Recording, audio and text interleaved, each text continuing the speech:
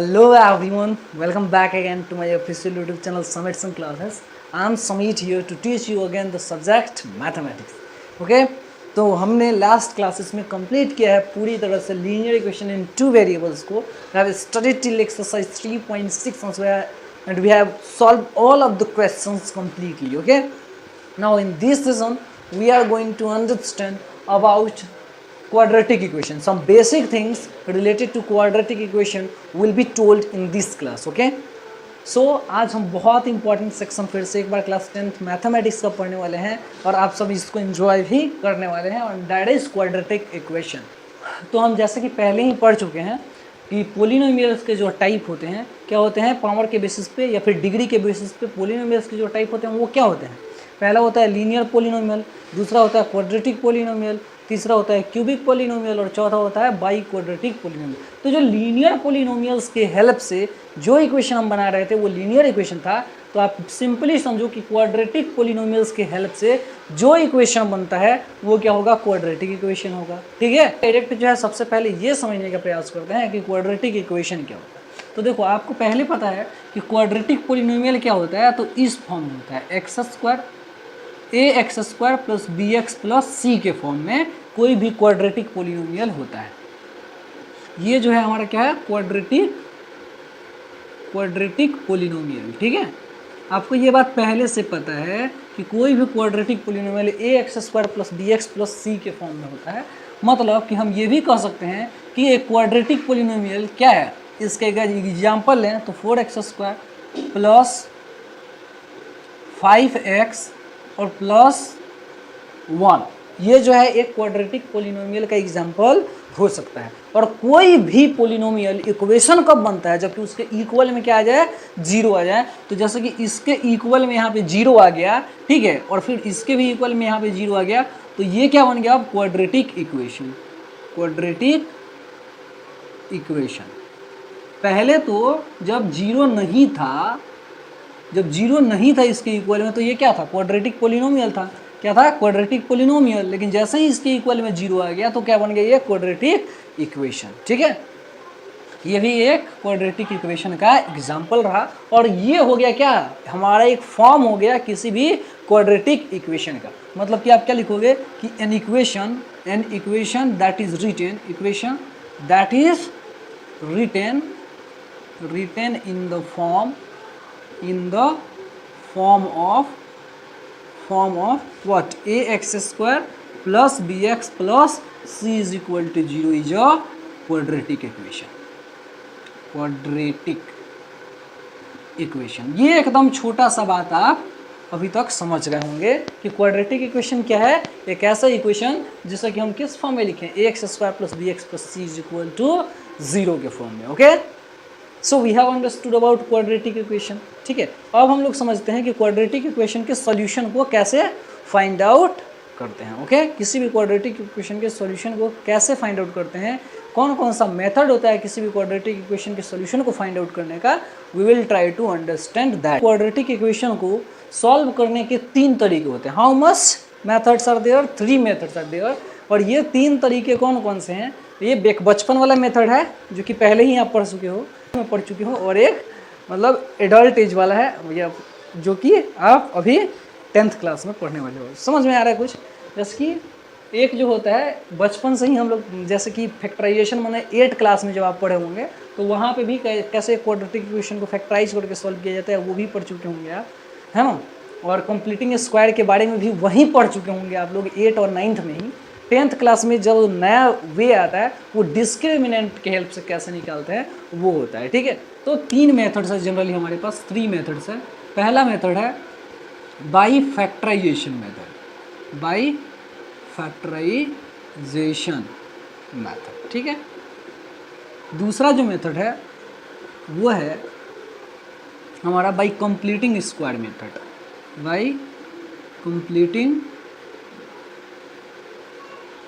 Square method. ठीक है. और तीसरा जो हमारा मेथड है वो है क्या, बाई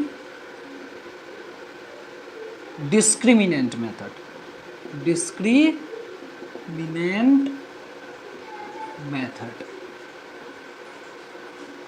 या फिर इसको हम लोग श्रीधराचार्य रूल भी कहते हैं, बाई श्रीधराचार्य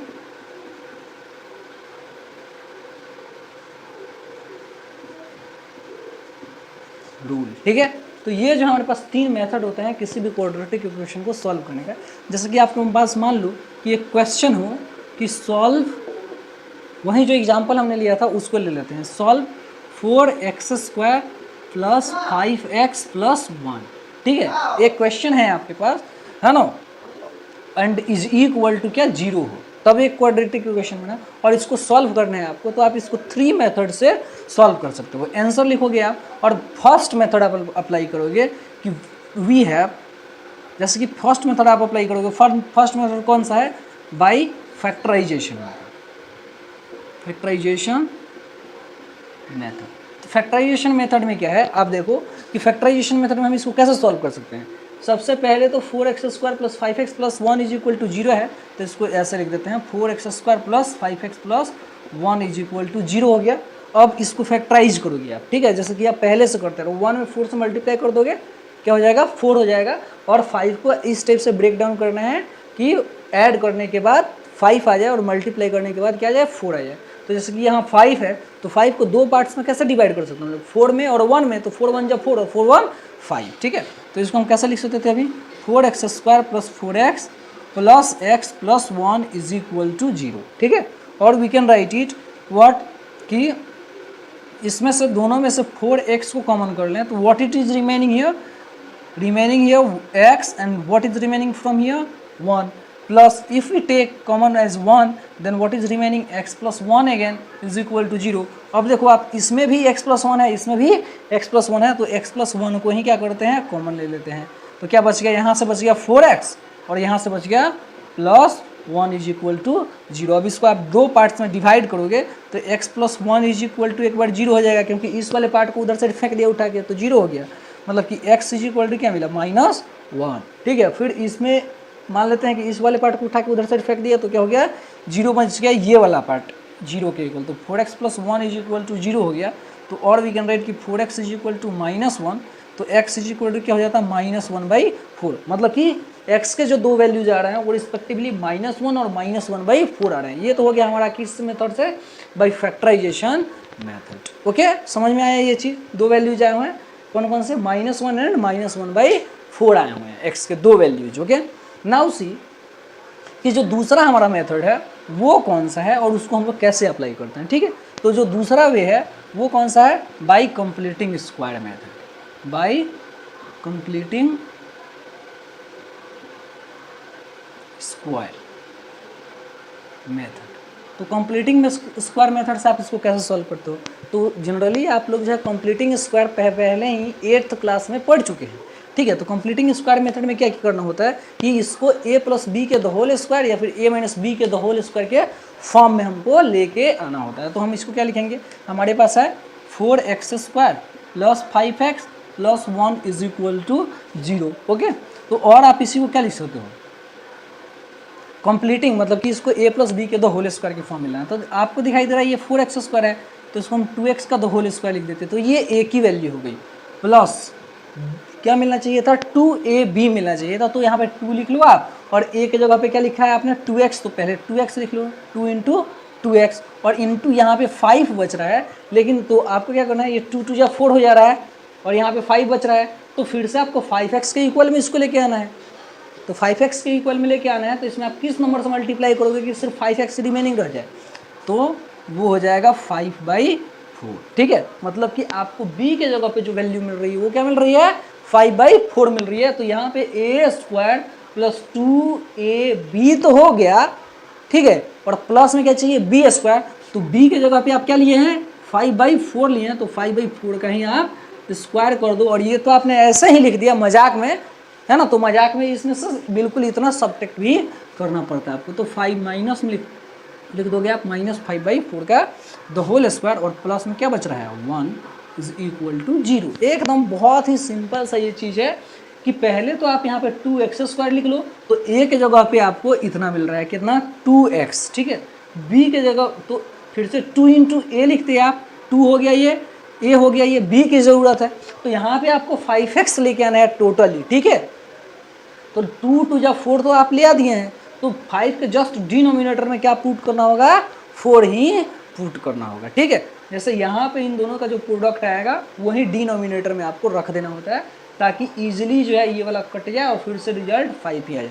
तो लेकिन हमको ये 5/4 यहाँ पे प्लेस कर देने के बाद b की वैल्यू आ जा रही है कितनी, तो 5/4, तो b का स्क्वायर भी लिख लेते हैं। अब आप देख रहे होंगे कि यहाँ से यहाँ तक टोटल क्या मिल रहा है, a का square plus 2ab plus b का स्क्वायर, मतलब कि ये वाला जो हमारा हिस्सा है, ये वाला जो हमारा हिस्सा है यहाँ से यहाँ तक ये a प्लस बी के द होल स्क्वायर के फॉर्म पे सेट होता है। तो और वी कैन राइट व्हाट कि यहाँ से यहाँ तक पूरा a के जगह पे 2x है और b के जगह पे क्या है 5/4, 2x प्लस 5/4 का क्या हो जाएगा, ये द होल स्क्वायर, ठीक है। एकदम इतना सा समझ में आ रहा होगा। और फिर माइनस में क्या है ये, तो इसको जो है अपना कैलकुलेशन करते हैं। पहले तो माइनस में जाएगा 25 और बाई में 4 4 जा 16 प्लस 1 इज इक्वल टू 0। तो और जब आप -25/16 में 1 को ऐड करोगे, ये है -25/16 प्लस में यहाँ 1 ऐड कर रहे हो आप, तो क्या हो जाता, कुछ नहीं है तो 1, तो एलसीएम तो 1 ही हो जाता। तो -25 इधर हो जाए 16 हो जाता है एलसीएम, तो 16 1 जा 16 हो जाता है, तो ऊपर में 1 से मल्टीप्लाई करेंगे -25 ही, और 1 16 जाता है, यहाँ पे प्लस में 16 हो जाएगा, यानी कि -9/16 यहाँ पे आपको बच रहा है। मतलब कि आपको दो चीज़ें हैं, 2x प्लस 5/4 का द होल स्क्वायर माइनस में क्या मिल रहा है 9/16, इस पूरे के जगह पे 9/16 मिला है इज इक्वल टू 0। अब देख रहे हो आप, इसको भी स्क्वायर के फॉर्म में लिख दो, तो a square minus B square के फॉर्म में ये आ जाता। तो और यू कैन राइट कि 2x प्लस 5/4 का the whole square and minus में ये हो जाता है क्या, तो 3/4 का द होल स्क्वायर, ये यही ना है, 3 का स्क्वायर 9 और 4 का स्क्वायर 16। बहुत सिंपल सा चीज़ है, बस थोड़ा सा आपको ध्यान देना है। और वी कैन राइट इट कि अब ये देखिए आपकी ए स्क्वायर, जैसे कि इस कंप्लीटली को हम क्या लेट कर लें, ए कर लेट कर लें और इसको बी लेट कर लें, तो ये ए स्क्वायर माइनस बी स्क्वायर के फॉर्म में है, तो इसको हम ए प्लस बी इंटू ए माइनस बी लिख सकते थे। तो पहले ए प्लस बी लिखेंगे, 2x प्लस 5/4, अब प्लस में बी के जगह पे क्या है, ये तो ए हो गया, प्लस बी के जगह पे क्या आ जाएगा 3/4 आ जाएगा। फिर इंटू में ए माइनस बी लिखना है, तो ए के जगह पे कम्प्लीटली ये है 2x प्लस 5/4 है ना, और माइनस में क्या हो जाएगा 3/4 इज इक्वल टू 0। इतना तो आपको समझ में आया हो। फिर आप नेक्स्ट वाले स्टेप में क्या कर सकते हो कि 2x प्लस इतना है, तो पहले इसको कैलकुलेट कर लो, 4 और 4 का एलसीएम 4 ही रह जाएगा, और 5 + 3 8 हो जाएगा, है ना। यानी कि क्या मिल रहा है आपको, और कि 2x plus what 8/4 and this will be 5 में से 3 किया तो 2/4 हो जाएगा, है ना। तो 2x plus 2/4 is equal to 0 मिल रहा है ना। तो you can solve it, 2x plus ये क्या हो गया, सिर्फ 2 ही हो जाएगा ना, 4 से 8 कट जाएगा 2 टाइम्स में, और फिर ये हो जाएगा 2x प्लस ये जो है 2 टाइम्स में नीचे जाएगा, तो डिनोमिनेटर में 1/2 आ गया इज इक्वल टू 0। अब आपको समझ में आ रहा है, ये दोनों मल्टीप्लीकेशन में, तो एक हिस्से को उधर साइड भेज देना है। तो और वी कैन राइट कि मान लेते हैं इस वाले पार्ट को उधर साइड भेज दिया हमने, तो क्या मिलेगा आपको, पहले 2x plus 2 is equal to 0, और मान लेते हैं कि इस वाले पार्ट को उधर साइड भेज दिया, तो क्या मिलेगा 2x plus 1/2 is equal to 0। तो और वी कैन राइट कि 2x प्लस 2, तो 2x इज इक्वल टू -2 हो जाता, -2 को उधर भेज देंगे प्लस में है तो, और वी कैन राइट कि x इज इक्वल टू -2/2, तो और x will be equal two of -1 हो जाएगा, ठीक है। और फिर इसी तरह से आप इधर इसको लिख सकते हो कि 2x इज इक्वल टू -1/2, तो और x इज इक्वल टू क्या हो जाएगा, ये 2 उधर से नीचे डाउनवर्ड चल जाएगा, तो -1/4। देख रहे हो आप, दोनों केसेस में x की वैल्यू -1 एंड -1/4 ही आ रही है। तो ये दो मेथड है जो कि कंप्लीटिंग स्क्वायर मेथड है और फैक्टराइजेशन मेथड है, जिसके बेसिस पर हम लोग किसी क्वाड्रेटिक इक्वेशन को सॉल्व करते हैं, ठीक है। एक तीसरा मेथड जो है वो डिस्क्रिमिनेंट या फिर श्रीधराचार्य रूल भी है। तो श्रीधराचार्य रूल को लगा के फिर से हम x और y की वैल्यूज़ को निकाल के, x की वैल्यूज़ को आपको निकाल के दिखाते हैं, and you will get the answer simply, okay. So let us see how the discriminant method is going to be applied for such a question, for this only question। तो अब अगर हम discriminant मेथड को देखें, तो हमारे पास question क्या था कि 4x² प्लस 5x प्लस 1 यही था। तो देखो आप यहाँ पे देखो कि कि वी हैव, हमारे पास जो वैल्यूज़ है रिस्पेक्टिवली, ए की वैल्यू क्या है 4, बी की वैल्यू क्या है 5 और सी की वैल्यू क्या है 1 है। ठीक है, सी की वैल्यू 1 है। तो आपको जनरली इज इक्वल टू ये 0 था, है ना, ऐसे ही क्वाड्रेटिक इक्वेशन था, A is equal to 4, B is equal to 5 और सी इज इक्वल टू 0। तो देखो आपको जब भी एक्स की वैल्यू निकालनी है देन हमेशा आप याद रखो कि एक्स इज इक्वल टू रहता है minus B plus minus root under B square minus 4ac और बाई में 2a, ऐसे करके जो है एक्स की वैल्यू होती है। ये फॉर्मूला आपको याद रखना होता है। ठीक है, कि एक्स की वैल्यू क्या होती है किसी भी क्वाड्रेटिक इक्वेशन के लिए, तो minus B plus minus root under B square minus 4ac by 2a, where जहाँ की ये वाला जो वैल्यू है root under B square minus 4ac is equal to होता है d। ठीक है, और इसी को हम लोग बोलते हैं डिस्क्रिमिनेंट, डिस्क्रिमिनेंट। ठीक है, तो हमारे पास ये बस एक जस्ट फार्मूला है और इसी पे आपको इसको सेट कर देना है और आपको x की वैल्यू मिल जाएगी। ठीक है, तो आप जैसे कि यहाँ देख सकते हो कि x की वैल्यू जो है x इज इक्वल टू क्या लिख सकते हैं minus B plus minus root under B square minus 4ac by 2a। तो हमारे b की वैल्यू क्या है 1, तो यहाँ पे -1 रख देते हैं प्लस माइनस रूट अंडर, फिर से b की वैल्यू जो है यहाँ 5 है तो 5 रख देते हैं प्लस माइनस b का स्क्वायर लिख देना है, यानी कि 5 का स्क्वायर हो जाता है और माइनस में 4ac हो जाता है, यानी कि 4 तो 4 ही हुआ, a के जगह पे 4 और फिर c के जगह पे क्या हो जाता है 1 हो जाता है। इतना तो समझ में आता ही होगा ना, सिर्फ मैं वैल्यूज़ को पुट कर रहा हूँ यहाँ। और बाई में क्या हो जाएगा तो 2a, यानी कि 2 मल्टीप्लाइड a की वैल्यू क्या है 4, 2 मल्टीप्लाइड 4 हो जाता है। तो और इसी को क्या लिख सकते हो आप कि x is equal to -5 plus minus क्या हो जाता है ये 5 का स्क्वायर है तो क्या हो जाएगा रूट अंडर 25 माइनस ये 4 4 जा 16 मल्टीप्लाइड 1 तो हो गया सिर्फ ये 16 और बाई में क्या हो जाएगा 2 4 जा 8। समझ में आ रहा है कुछ, एकदम जस्ट मैंने वैल्यूज को रख दिए। तो और हम लोग लिख सकते हैं इसी को कि x is equal to -5 plus minus ये तो रूट अंडर 9 हो जाएगा ना, 25 में से 16 जाएगा तो, और बाई में 8। तो और वी कैन राइट कि x is equal to -5 plus minus 3 और बाई में 8, मतलब कि x की दो वैल्यूज फिर से आपको मिल रही है। आप क्या लिख सकते हो कि x इज इक्वल टू एक बार हो जाएगा -5 प्लस 3 बाई 8 और दूसरी बार हो जाएगा x इज इक्वल टू एक बार माइनस में लेंगे तो -5 माइनस 3 बाई 8। ठीक है, दो वैल्यूज मिल गई x की। तो और वी कैन राइट कि x is equal to -5 plus 3 कितना हो गया, -5 प्लस 3 जो है वो -2 बाई 8 हो जाएगा और एक बार हो जाएगा x is equal to -8 by 8। तो x की वैल्यू यहाँ से मिल रही है -1 और यहाँ से जो x की वैल्यू मिल रही है 2 4 जा 8 यानी कि -1/4।